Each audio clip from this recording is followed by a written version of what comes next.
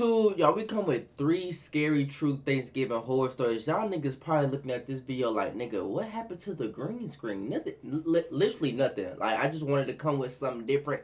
But I wanted to come in here and let y'all know that I love y'all, each and every one of y'all. Like, no matter if you comment, no matter if you don't comment, no matter if you're new, no matter if you're old, but I love y'all. Like, I really just want to come in here and just, like, show love, bro. I feel like there's so much negativity in the world, bro. And I feel like, and hold on, I'm not finna be yapping. Like, I know I'll be yapping a lot, but I'm not finna be yapping. I just want to let you know that I care about y'all. And let's go ahead and get into the video. Welcome new people, new subscribers. Ah. Now, I came with a horror story in a little minute. Okay, he's changed it up. Story 1, let's get to it. It was a rainy Thanksgiving. We have a small family, so our family gatherings are tiny. Okay. It was my mom, my 2 sisters, our grandparents, and I for dinner at my mom's house. My older sister Nancy has been moved out for years. My younger sister Jamie and I still live at home with our mom. Our grandparents live 20 minutes away. Our dad's side of the family all live in a different town. We were all helping out with cooking and such, and our grandma was bringing over some food as well. We always do Thanksgiving dinner at 6 o'clock sharp. Our grandparents arrived at like 5 o'clock. Damn. 6? We had to go out and help them walk through the rain up the front stoop. Wait, does that mean y'all niggas starving up to then? Like, y'all niggas don't eat till 6? Hell nah. Like, bruh, nigga, once the food done, I'm getting me a plate. Bruh, y'all know how, like, some of y'all parents be like, oh, we can eat till, the guests eat first. Fuck y'all niggas. Fuck y'all, nigga, I'm hungry. Nigga, what? To make sure they didn't slip. It was really bad out. Once they were here, we put the football game on in the living room, and I sat with my grandparents and watched football with my grandpa, who's a big Cowboys fan. My sisters were in the kitchen helping my mom with the food. The rainstorm created for a more comfortable and relaxing Thanksgiving evening. That is, at first. When it was time to set the table, I went to help. We were all at the table by 6 o'clock as per the usual. We had a giant selection of food for the small amount of people we were. Turkey, leg of lamb, potatoes, stuffing, corn, cranberry sauce, cornbread, and more food I'm probably forgetting. Okay. We were all at the table eating, drinking wine, and talking before we migrated to the living room. Where there we all watched the football game. Then, sometime before the game ended, the doorbell rang. It was still pouring outside, and we weren't expecting anyone else. Our mom said, "Oh no, what if that's your father?"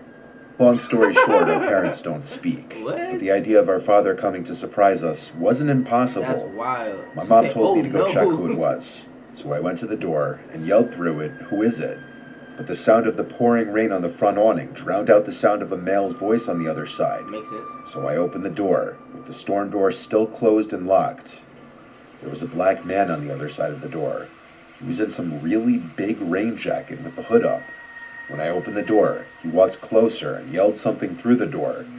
I had to ask him to repeat it twice before I understood him to be asking for food, saying he's hungry. Then he said something. Nigga, the fuck? Bruh, this would piss me off so bad, bruh.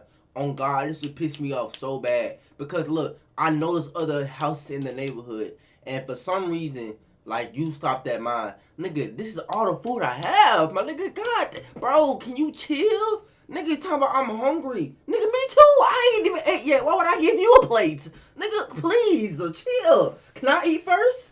Nigga, like, man, that shit just pissed me off. Let somebody do that shit at my house on Thanksgiving. I'm gonna be pissed. Like, nigga, I don't even know you. Like, you're not even, nigga, nobody in this house has ate yet and you wanna play. Nigga, fuck you. Along the lines of, "The Lord will give you good karma if you spare some food." Said 1 second. I went to the living room and told my mom there's a possible homeless or just very hungry man asking for food at the front door. God got him. My mom said close the door, while my grandma said give him some food. I said I'll make a little paper plate of food for him from the leftovers. Okay. I went to the kitchen, grabbed a bunch of paper plates to account for the rain outside ruining them, Okay. and then sandwiched some of the leftovers together with them. That's real. Then I went to the front door where the guy was still standing. I held up the plate to show him, and he tried opening the door. I yelled, "Wait, it's locked." But I already was wary now after he tried opening the door. That boy fiending. Regrettably, I still unlocked the door, and the second I started to push it open, he pulled it open with force and tried pushing his way through me. Nigga, what? Instantly threw the food and held him back. yelling for my sisters to come help me. This is why you get shot As right Nancy here. came to help shut the door, I saw 2 more guys rushing up the front walkway to What? the door. I managed to push the man out enough to clear the door, and I helped my sister slam it shut. The second it was locked, I ran to the backyard door to make sure it was locked. I was the only able-bodied man in the house, and I felt like it was on me to protect the house. My family was in hysterics as we were brainstorming what to do. Not so shockingly, we settled for calling the police. Okay. My mom called while I kept going from window to window looking outside. It was hard to see out through the pouring rain, but through the backyard window, I saw a couple men running through the grass to the back door. Damn. I'd imagine they tried opening the back door and failed, and then I saw them running through the grass again back to the gate. Then they were gone. When the police got here, the food that I dropped onto the front stoop was still just sitting there, all scattered on the porch.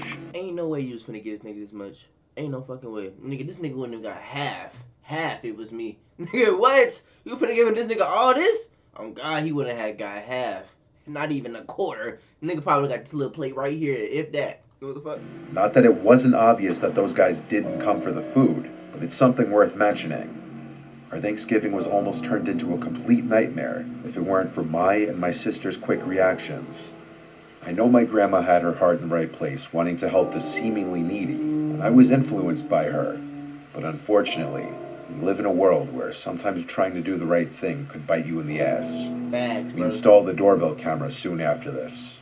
Matter of fact, we gonna look. I'm gonna try to stop on every story and speak on it, bro.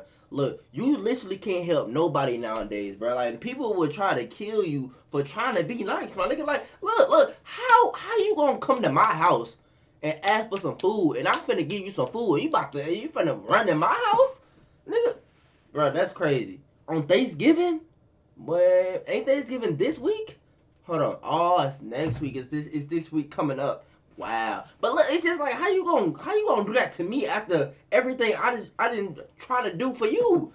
Like, see y'all, that's why you gotta think about everything, bro. Everything is life not sweet no more, bro. And it's sad to say like you can't even help people. Like if I saw somebody on the side of the road or like a homeless man, I would want to go give them some money, some food, whatever. Cause like it's just like little stuff. Like those things I don't really think about. Like, it's just, oh, I got you, my guy. You feel me? But, like, niggas will try to kill you just about that. Like, it's crazy. Story 2.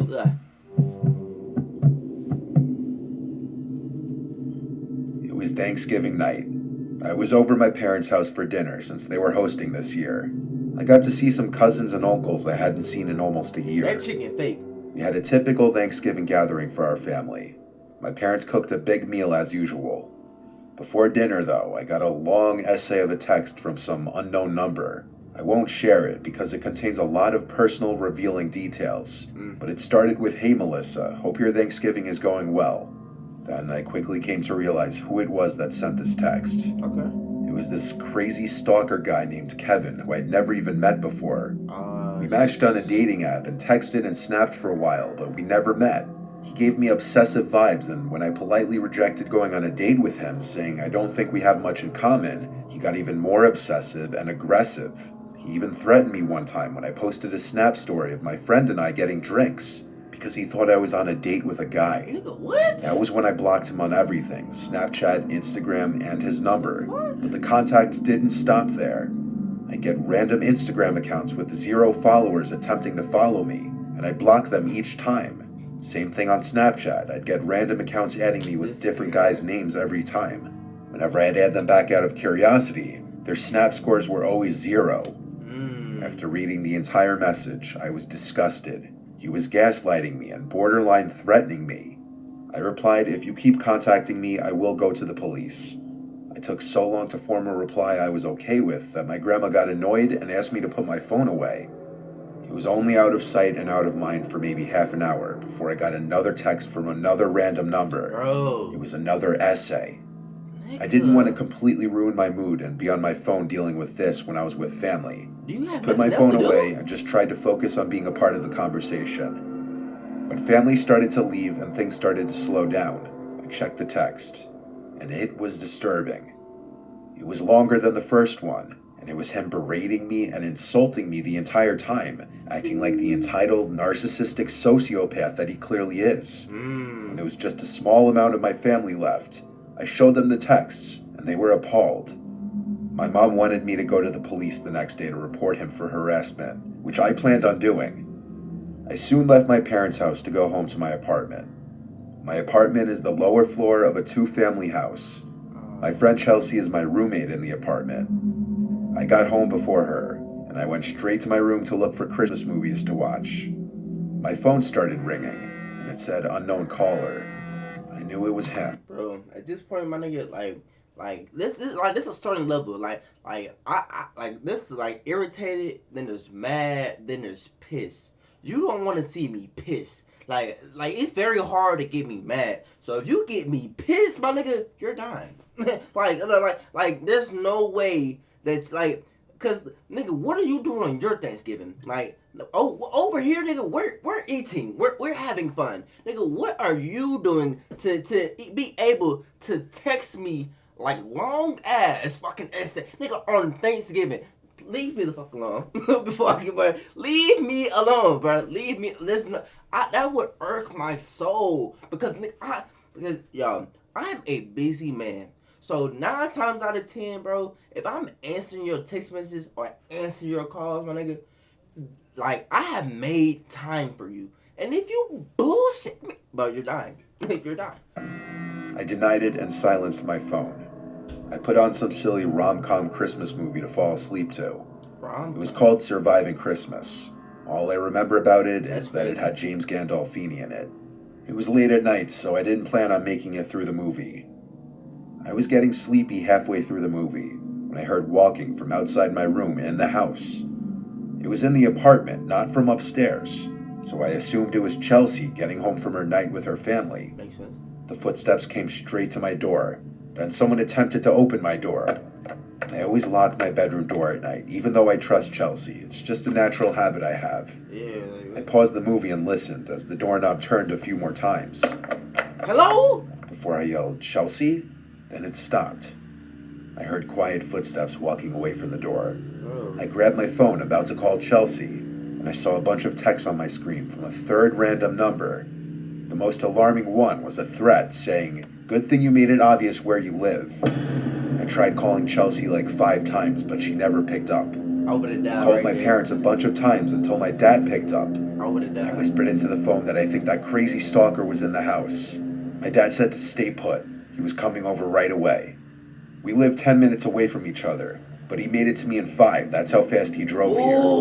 During that time, I stayed on the phone with my dad the whole time until Chelsea called me back. That's when she told me that she wasn't coming back to the apartment tonight, so it for sure was not her. When my dad got here, the front door was locked. I had to let him in.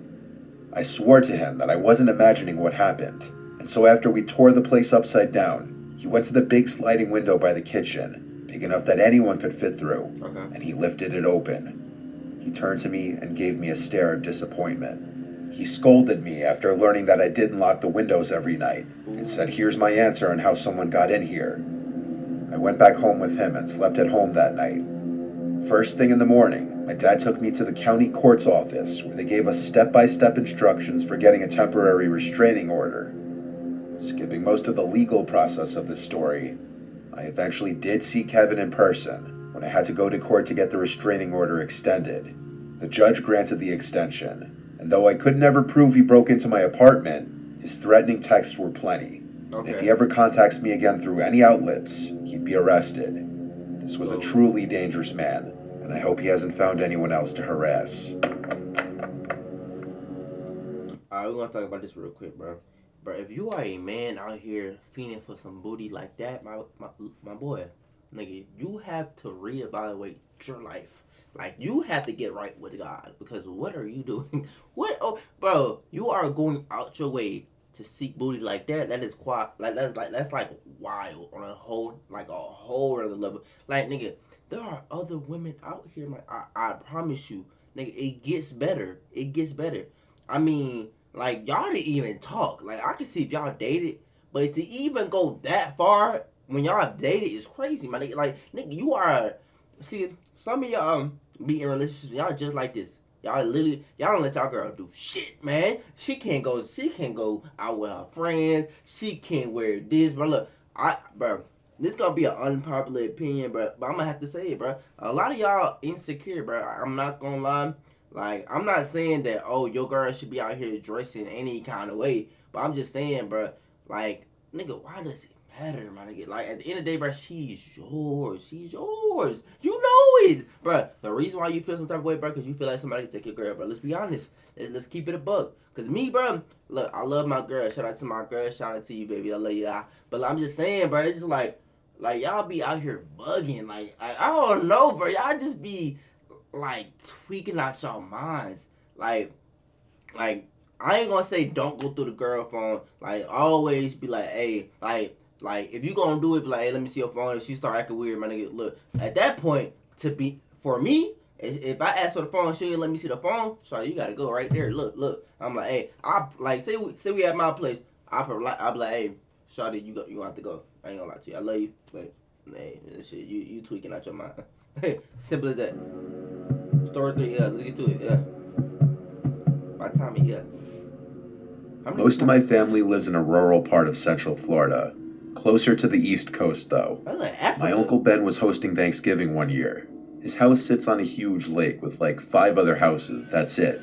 That's I don't want to give the name of the lake or the town because that would be doxing my uncle, basically.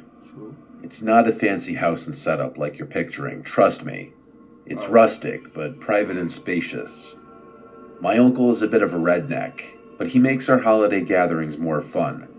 Him hosting Thanksgiving this year meant that he'd be going all out, making it like a party basically, with music, cornhole, coolers full of beers, and all of that good stuff. Okay.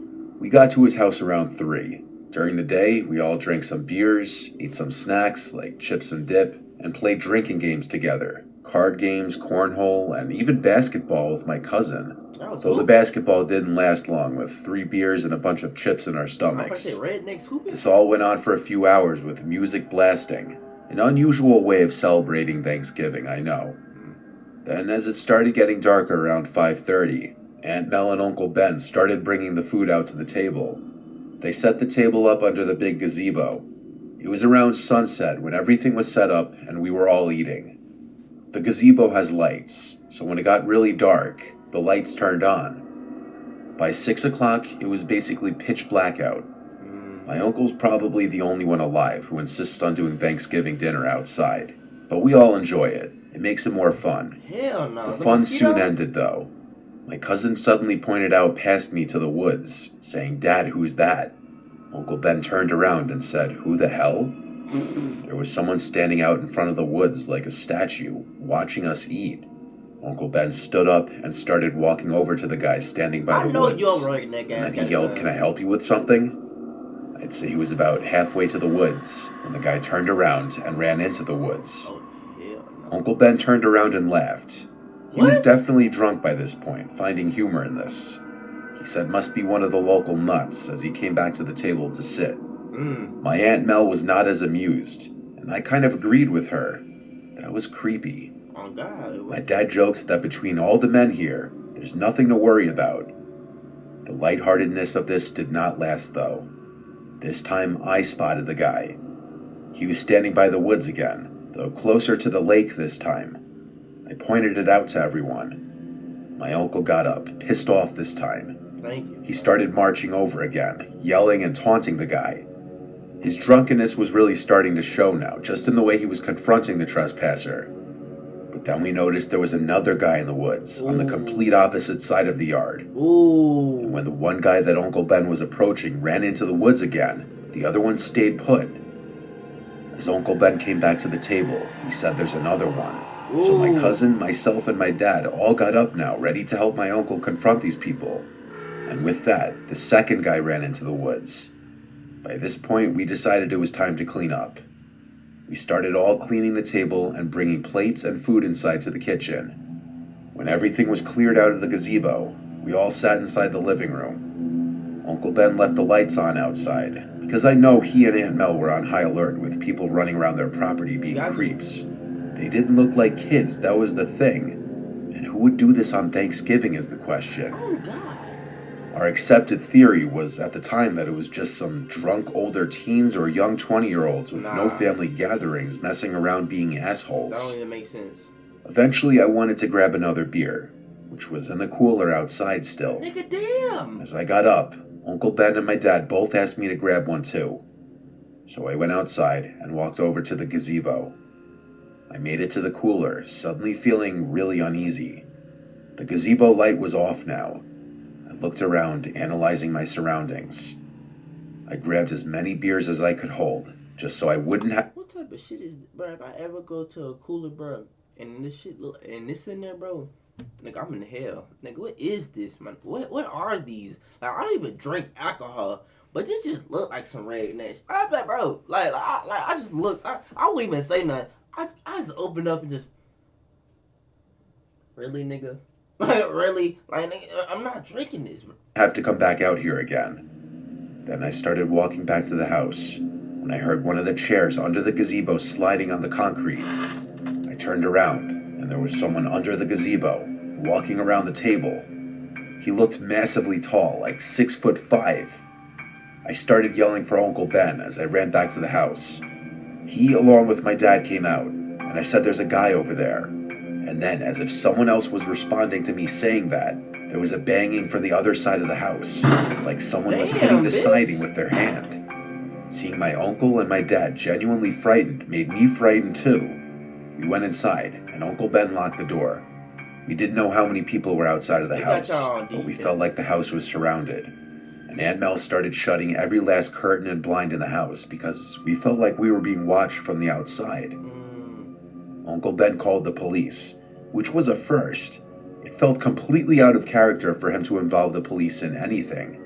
He was only on the phone with them for like 5 to 10 minutes. Then we waited in the living room, with clear tensions and unease in the room. There was this quick and sudden loud bang on the glass, followed by a window in the kitchen completely shattering. Aunt Mel yelled at Uncle Ben to go get the old rifle from the closet. He yelled, So your ass had a gun the whole time. Like, I don't understand, like, how people with guns don't automatically think, oh, nigga, somebody's, like, there are people surrounding my house. Like, when it's the gun for show? Like the one time you need the gun and not to show it, like you don't think to get it. Like, somebody else has to be like, oh, yeah, we have a rifle. We have a, like, what, like. Back the thing hadn't been loaded in years. Damn. Luckily, the police response time was pretty good. A singular beep of the siren from the police car outside let us know he arrived. One of the people outside had thrown a brick through the window with a note attached to it, saying, "Leave now, you fuck fits," which felt like a threat. His Trump flag was also missing the next day, which created the possibility of those people's motives being political. That's really the most realistic theory, because unless my aunt, uncle, and cousin are secretly the worst neighbors ever, I see no other reason why their house would be a target for something like this. On Thanksgiving, nonetheless. There really are some sickos out there. So you attack this family because, like, they have different political views than you, my nigga? What the fuck? Bro, y'all niggas, bro, y'all kill me, bro. Y'all funny, bro. Y'all like y'all hilarious, man. Y'all literally never like seem to surprise me. Like when I first started YouTube, bro, and I was like react to these, I used to be like, but now it's just more like it's just funny now. Cause what are y'all talking about, bro? Like for real, bro. Like if I got like I don't know, like if my doormat say, hello nigga, like you finna like, oh, I'm not a nigga. Like what? I don't know. Y'all crazy, bro. But hey, if y'all enjoyed the video, make sure you like, comment, and subscribe, and share. And I'll see y'all boys and girls next video. We out.